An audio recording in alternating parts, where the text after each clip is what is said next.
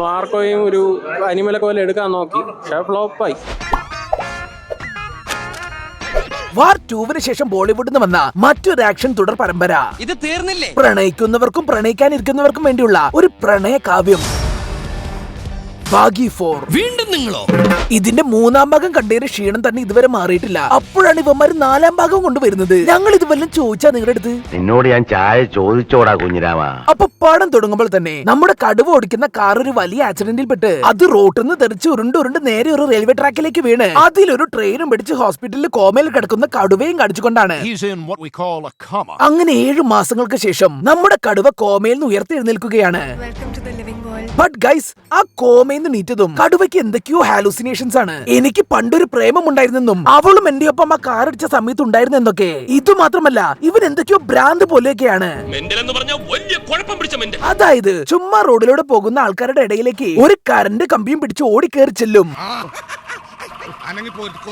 എന്നിട്ട് എല്ലാത്തിനും പിടിച്ച് ഷോക്ക് എടുപ്പിച്ച് വിടും. പക്ഷെ ഗൈസ്, ഈ നടന്ന ഈ കാര്യം പോലും കടുവയുടെ ഒരു ഹാലുസിനേഷൻ ആയിരുന്നു. അതായത് അവൻ ചുമ്മാ റോട്ടിൽ ഇറങ്ങി കയ്യും കാലും വിട്ട് അടിച്ചതാണത്രേ. ഇതുപോലെ. ഞാൻ നേരത്തെ സോ ഇതുകൊണ്ടൊക്കെ തന്നെ ഈ കടുവ പറയുന്ന ഈ പെണ്ണിന്റെ കാര്യമൊന്നും ആരും വിശ്വസിക്കില്ല. ആ പെണ്ണൊക്കെ നിന്റെ വെറും തോന്നലാണെന്നും പറഞ്ഞ് എല്ലാവരും കടുവയെ ഊക്കി വിട്ടോണ്ടിരിക്കുകയാവും. അങ്ങനെ കടുവ ഇതൊന്നും സഹിക്കാൻ വയ്യാതെ, എടാ ഇത് ഉള്ള കാര്യമാടാ, എനിക്ക് പണ്ട് പെണ്ണൊക്കെ സെറ്റ് ആയിട്ടുണ്ടെന്നും പറഞ്ഞ് ആ നാട്ടുകാരെയൊക്കെ കൂട്ടി അവളുടെ വീട് കാണിച്ചു തരാം എന്നൊക്കെ പറഞ്ഞ് കൊണ്ടുപോകും. അപ്പൊ അതാ ആ വീടാകെ കത്തിക്കറിഞ്ഞ് കിടക്കുന്നു. ഇതും കൂടി ആയതോടു കൂടി നിനക്ക് പെണ്ണൊന്നും ഇല്ലടാ, ഇതൊക്കെ നിന്റെ തോന്നലാണെന്നും പറഞ്ഞ് കളിയാക്കി കടുവ ആകെ ഡിപ്രഷനിലാവുകയാണ്. അങ്ങനെ ആകെ ഭ്രാന്ത് പിടിച്ച കടുവ ഞാനിത് തെളിയിക്കുമടാ, എനിക്കൊരു പെണ്ണ് സെറ്റ് ആയിട്ടുണ്ടായിരുന്നെന്നും പറഞ്ഞ് ഒരു ദിവസം രാത്രി ഇറങ്ങി ഓടി അവന്റെ കാമുകിയുടെ കത്തി കറിഞ്ഞ വീട്ടിലേക്ക് പോവുകയാണ്. എന്നിട്ട് അവിടെ മൊത്തം എന്തെങ്കിലും തെളിവ് കിട്ടുമോ എന്ന് നോക്കി നിൽക്കുമ്പോഴാണ് ആ വീട്ടിലേക്ക് തലയിൽ മുത്ത് പിടിപ്പിച്ച ഹെൽമെറ്റും വെച്ചുകൊണ്ട് കുറച്ച് ഗുണ്ടകൾ വരുന്നത്. എന്നിട്ട് അവരും കടുവയും കൂടി ആ വീട്ടിൽ വൻ അടിയാവും. ആൻഡ് ആ ഫൈറ്റിന്റെ അവസാനം എല്ലാത്തിനെയും കടുവ ചുറ്റിക കൊണ്ട് അടിക്കുമ്പോഴതാ ആ ചുറ്റിക ചുമരിൽ തട്ടി ഒരു സിമന്റ് കഷ്ണം ഇളകി താഴെ വീഴുന്നു. ആൻഡ് അത് ഫുള്ള് തുറന്ന് നോക്കിയപ്പോഴതാ അവിടെ കടുവയുടെ കാമുകിയുടെയും ഒരു ഫോട്ടോ ഫ്രെയിം ചെയ്ത് വെച്ചിരിക്കുന്നു.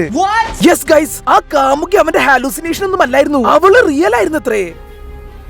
അപ്പൊ ഇതൊക്കെ എന്താ സംഭവം എന്ന് വെച്ചാൽ, പണ്ട് നമ്മുടെ കടുവ നേവിയിലെ ഭയങ്കര വലിയൊരു ഓഫീസർ ആയിരുന്നു.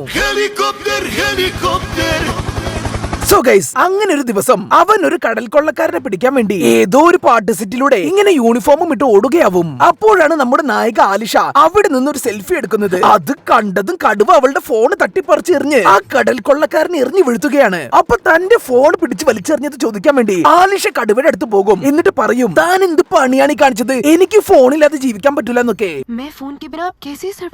അപ്പൊ അത് കേട്ടതും നമ്മുടെ കടുവ പറയും, ഈ ജെൻസി മൊത്തം ഇങ്ങനെയാണ്, ഇപ്പോഴും ഫോൺ എന്നുള്ളൊരു ചിന്തയേ ഉള്ളൂ, കുറച്ചൊക്കെ രാജ്യസ്നേഹമാവാം എന്നൊക്കെ പറയും. എന്നിട്ട് അതും പറഞ്ഞ് കടുവ അവിടുന്ന് അങ്ങ് പോകും. പക്ഷെ ആ രാജ്യസ്നേഹ ഡയലോഗിൽ അവൾ ഫ്ലാറ്റ് ആയിട്ടുണ്ടാവും.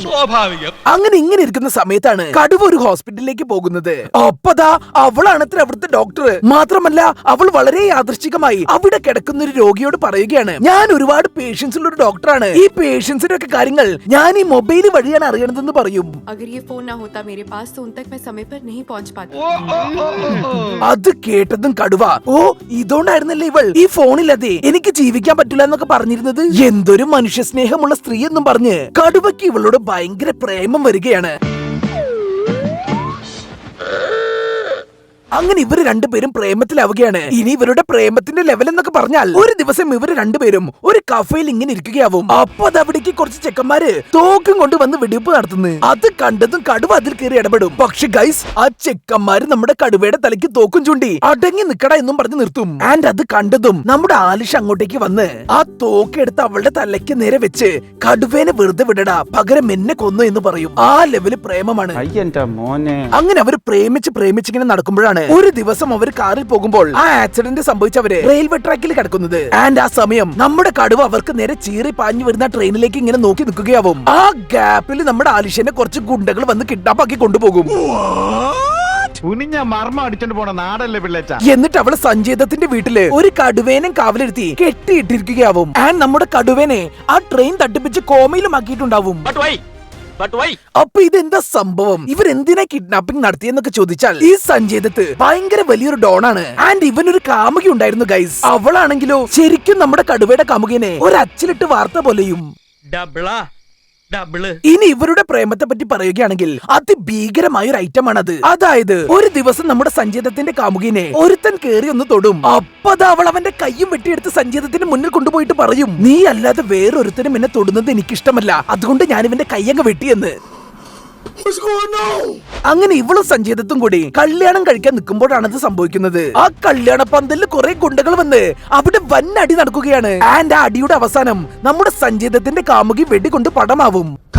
അങ്ങനെ ആ സംഭവത്തോടു കൂടി സഞ്ജീതത്ത് ആകെ വിഷമിച്ച് ഇങ്ങനെ ഇരിക്കുകയാവും. ആൻഡ് ആ സമയത്താണ് മൂപ്പര് നമ്മുടെ കടുവയുടെ കാമുകി ആലിഷിനെ കാണുന്നതും ഇത് അവളെ പോലെ തന്നെ ഉണ്ടല്ലോ എന്നും പറഞ്ഞ് ആ അപകടം ഉണ്ടാക്കി കടുവേനെ കോമയിലാക്കി അവളെ കിഡ്നാപ്പാക്കി കൊണ്ടുവന്ന് തന്നെ പ്രേമിക്കാൻ വേണ്ടി പറയുന്നതും. അപ്പൊ അവള് പറയും, ഞാൻ നിന്നെ പ്രേമിക്കണമെങ്കിലേ ആദ്യം ആ കടുവ എന്നെ മറക്കണമെന്ന്. എന്നാലും അവള് സമ്മതിക്കോ?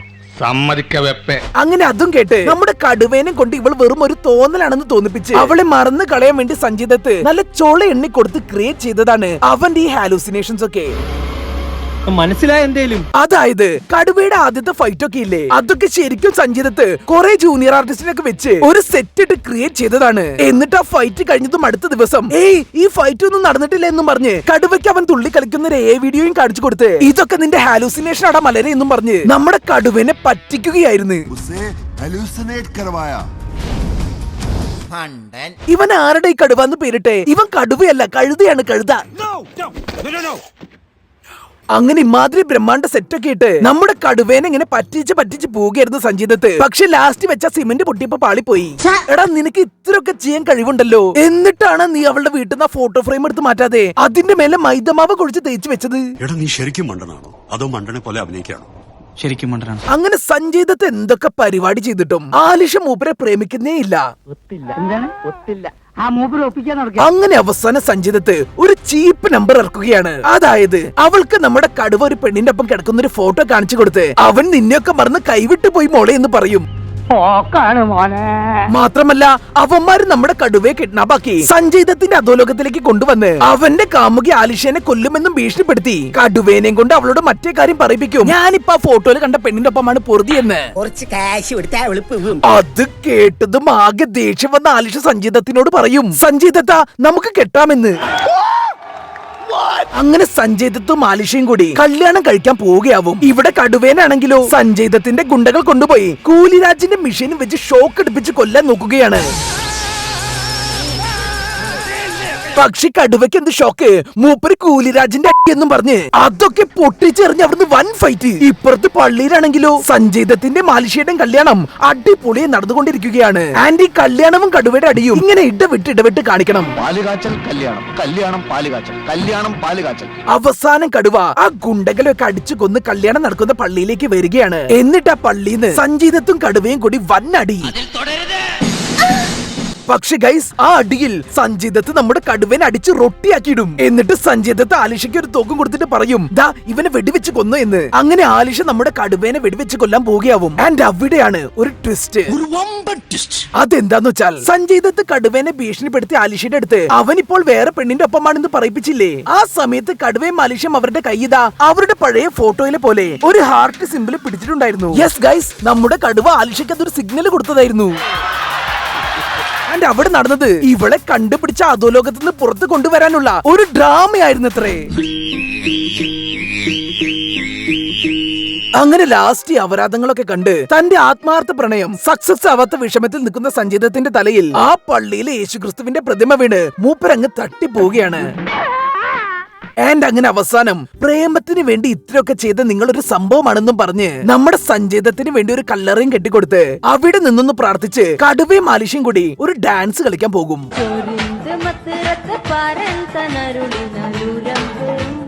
പടം കഴിഞ്ഞ്. ഈ വീഡിയോ നിങ്ങൾക്ക് ഇഷ്ടപ്പെട്ടാൽ നമ്മുടെ ചാനലിലെ ബാക്കി വീഡിയോസായ monster, Koottukar, CBI5, big brother, Siddhartha, അഞ്ചിരോൽ, അർജുനൻ, ബലറാം, വസുതാരദ, ലൈ Laila, Dracula, my story, rain റേ കമ്പകൻ, ശോഭരാജ്, മാമകം, കലണ്ടർ, ലോക്പാൽ, നമ്മൾ തമ്മിൽ, വന്ദേ മാതരം, കാമ്പോജി, സലാം കാശ്മീർ, നക്ഷത്ര കണ്ണൂർ രാജകുമാർ, നവനൂർ രാജകുമാരി, കയ്യെത്തും ദൂരത്ത്, വൈറ്റ്, CIA, മിക്കായിൽ, വാറൻ ലവ്, കൃത്യം, നിറം തുടങ്ങിയ വീഡിയോസും നിങ്ങളൊന്ന് കാണണം പ്ലീസ്.